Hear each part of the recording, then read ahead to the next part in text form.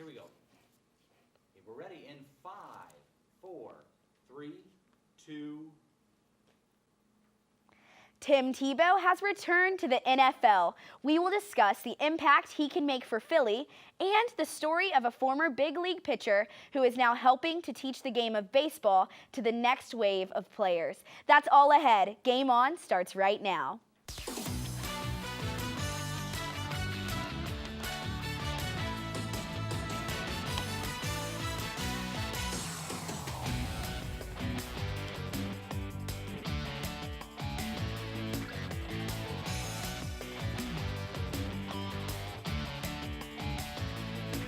And the prompter is not.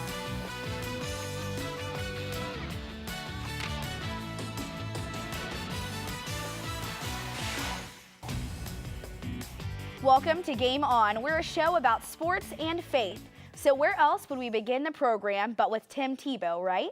Tebow time is back, this time in Philly. The man hasn't played in an NFL game since 2012, and yet few players create more buzz than the former Heisman winner. And buzz is not something Eagles coach Chip Kelly tends to shy away from. According to multiple reports, Tebow is signing a one-year deal with Philadelphia for the league minimum. The Eagles had worked Tebow out last month, and now they add him to a crowded quarterback position. Philly now has Sam Bradford, Mark Sanchez, Matt Barkley, and Tebow all at that position. So it will be interesting to see how that all plays out outside of his college glory days at Florida. Tebow is best remembered for his magical 2011 in Denver. That season, he led the Broncos to the playoffs and even helped win their first round game in overtime over the Steelers. Following that season, he was shipped out to the Jets, where he threw 8 passes in 2012 and hasn't played in a regular season game since. The NBA playoffs got underway this weekend, and it's the race to see which team can outlast the other. Despite being the higher-seeded team and having home court advantage, the Clippers went into their first round with the Spurs as the decided underdogs. Clippers sure seemed to use that perceived slight as motivation in Game 1. As they rocketed out to a double-digit lead in the first quarter, let's go to the third. Blake Griffin setting the tone. He was on acceleration mode, driving and throwing down. Clippers up 6. Later in the third, Chris Paul, sweet wraparound pass to Griffin, and Clippers up 10. Griffin had 26 points on the night. In the fourth, Clippers up by 14. Griffin to J.J. Redick for the corner. 3 later. Look out, Paul, cutting his way down the lane like a boss. Huge night for Paul. He finishes with 32 points, and the Clippers win Game 1, 107-92. In the East, LeBron and the Cavs opening their series against the Boston Celtics. But LeBron wouldn't be the star in this one. Instead, it was Kyrie Irving dropping 30, including this 3-ball to beat the halftime buzzer. LeBron says Headband would finish with 26 and 7 as the Cavs win it 113-100. It was the team's first playoff win since May of 2010. That team was also led by LeBron James, and that win happened to also be against the Celtics. I think we've all noticed that the expectation in today's society to be accepting of others, tolerant, and if you have a confrontation, to just talk it out over a frappe and a scone. Well, in the game of baseball, it doesn't quite work that way, as evidenced by this past weekend's series between the A's and the Royals. Let's set it all up. It all began on Friday night. That's when the A's' Brett Lawrie went in to spike high on the Royal shortstop, Alcides Escobar. Escobar would be injured on the play and wouldn't return in the series. Lawrie said it was just a hard play trying to break up the double play. The Royals disagreed, and on Saturday, Redondo Ventura responded by plunking Lawrie with a 100-mile-per-hour fastball. Ventura would then be ejected. Now to Sunday, first inning, and this time A's pitcher Scott Kazmir drills Lorenzo Cain. Kazmir would receive just a warning. Royals manager Ned Yost and pitching coach Dave Island disagreed, so they were both ejected. Then, later in the game, Kelvin Herrera threw at Lawrie, and he, along with 2 other Royals, were tossed. So 5 ejections for KC.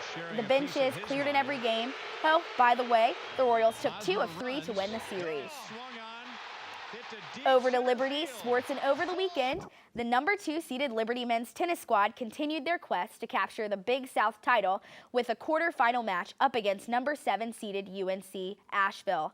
After falling behind 1-0, Following the doubles point, Liberty rebounded in singles play to down the Bulldogs 4-2. Now Liberty advances to the semifinals round. Meanwhile, head coach Chris Johnson was named Big South Coach of the Year, and Liberty's #2 single star Sam Matheson earned a spot on the Big South Conference Men's Tennis All-Conference Singles Squad. Coming up, a former NFL player visits Liberty and discusses why he found his greatest success after playing football. And a young soccer player who is rising above religious persecution in Pakistan joins us. Hear her story when Game On returns.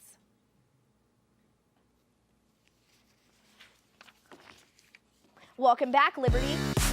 Tell the light go down.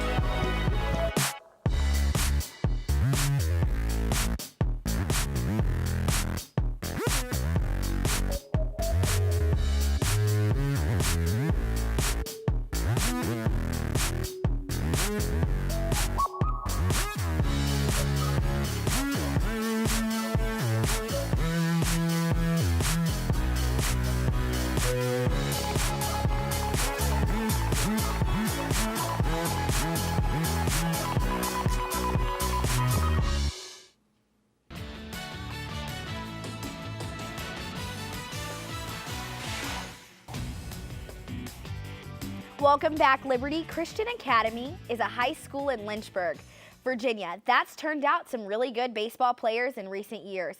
No doubt, part of the reason is due to who's leading the program. Randy Tomlin, a former Liberty Flame and big leaguer who is now trying to help kids fulfill their own baseball dreams. Growing up, many children have the dreams of becoming a pro athlete one day. Oh, that was it. Yeah, sorry. It kept going, so I was like, oh, just kidding, because I stopped. The pages are messed up for whoever uses this one. Let's talk about this.